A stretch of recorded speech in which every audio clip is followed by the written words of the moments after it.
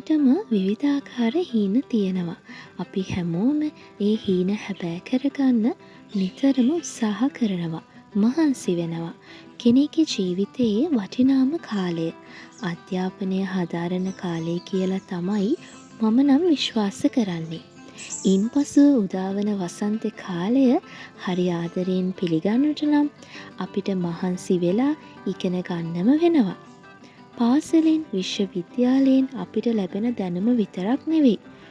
අපි ජීවිතයේ පාඩමත් හරි ලස්සනට අවබෝධ කරගන්නට ඕනේ.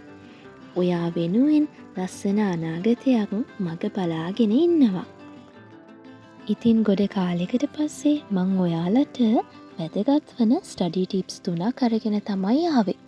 නෑ 3ක් නෙවෙයි. අන්තිම වෙනකන් හිටියොත් ඔයාට දැනගන්න පුළුවන් විභාගයකට සතියකට කලින් ඔයා මොන වගේ ස්ටඩි ටිප්ස්ද පාවිච්චි කරන්න ඕනේ කියලා. ඒ වගේම වීඩියෝ එක ඉවර වෙනකන් හිටියොත් ඔයාට පුළුවන් මගේ ඉයර් ප්ලෑන් එක ගැනත් අදහසක් ගන්න. එහෙනම් දැන් අපි බලමු මොනවද මේ විභාගයකට සතියකට කලින් අපි දැනගෙනම ඉන්න ඕන ස්ටඩි ටිප්ස් 3 කියලා. පළවෙනි ස්ටඩි ටිප් එක තමයි පසුගිය විභාගවල ප්‍රශ්න පිළිබඳව හොඳ අවබෝධයක් ඔයාට තියෙන්න ඕනේ. මොකද මුළු පොතම උනත් පාඩම් කරාට වැඩක් නැහැ ඒ ප්‍රශ්න එන විදිය ගැන දැනගෙන ඉන්නේ නැතුව. ඒ නිසා අනිවාර්යෙන්ම දල සටහනක් ලියාගන්න කලින් විභාගවල ප්‍රශ්න ගැන. ඊළඟ ස්ටඩි ටිප් එකට කලින් මේ බලන්නකො මගේ කැලෙන්ඩර් එක. මේ පාර මම කැලෙන්ඩර් එක වෙනස් විදිහට මොටිවේෂනල් වචන දාලා ලස්සන පික්චර්ස් ඇඳලා මම කැමති විදිහට හදාගත්තා.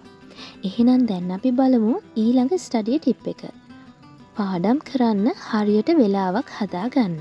පළවෙනි දේ තමයි ඔයා විභාගයකට සතියකට කලින්වත් සමාජ මාධ්‍ය භාවිත කරන එක නවත්තන්න ඕනේ. ඔයා පාඩම් කරන පාඩම කාලය වෙනම සටහන් කරගන්නත් පුරුදු කරන්න. ඒක ඔයාටම මොටිවේෂන් එකක් වෙනවා. මම ඔයාලට යෝජනා කරනවා උදෑසන 5 සිට මධ්‍යම රාත්‍රී 12 වනතෙක් පාඩම් කරන එක හොඳයි කියලා. විභාගයට කලින් දවසේ පාන්දර 3-4 වෙනකන් නැගිටලා ඉන්න එක නම් ඇත්තටම තේරුමක් නැහැ. මොකද මමත් ඒ වගේ පාඩම් කරන්න ගිහිල්ලා ගොඩක් අමාරුයි වැටිච්ච අවස්ථා තියෙනවා. ඉක්මනට නිදාගන්න එක තමයි හොඳම.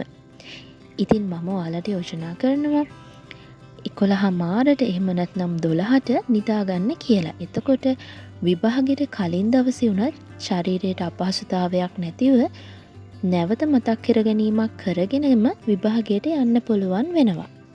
පුළුවන් උපරිම උත්සාහ කරන්න විභාගයකට සතියකට කලින් පාඩම් කරනකොට ඒ දවස් 7 හෝ 5 ඇතුළත දවසට පැය 14ක් පැය 15ක්වත් පාඩම් කරන්න.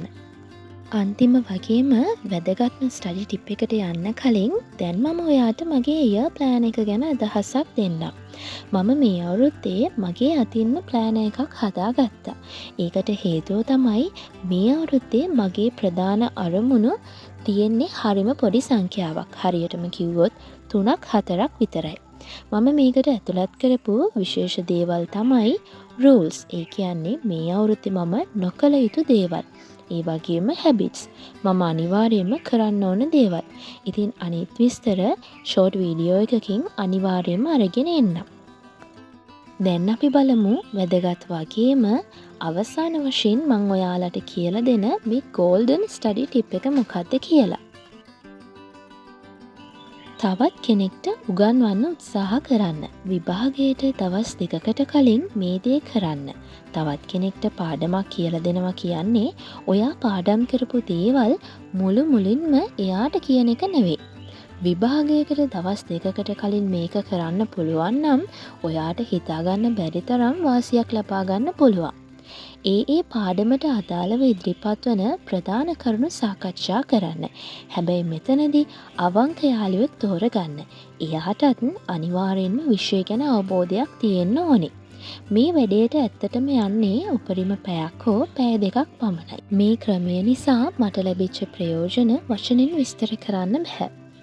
පාරකම විභාග තියෙනකොට මම මේ වගේ මගේ ළඟම යාළුවෙක්ට කියලා දෙන්න උත්සාහ කරනවා. ඉතින් ඇත්තටම යාළුවෙක්ට කියලා දෙන එක හරහා ඔයාට තමයි මේ ලොකුම වාසිය ලැබෙන්නේ. මේ වැඩේ කරන්න ඔයා ළඟ අනිවාර්යයෙන්ම ෂෝට් නෝට් එකක් තියෙන්න ඕනේ.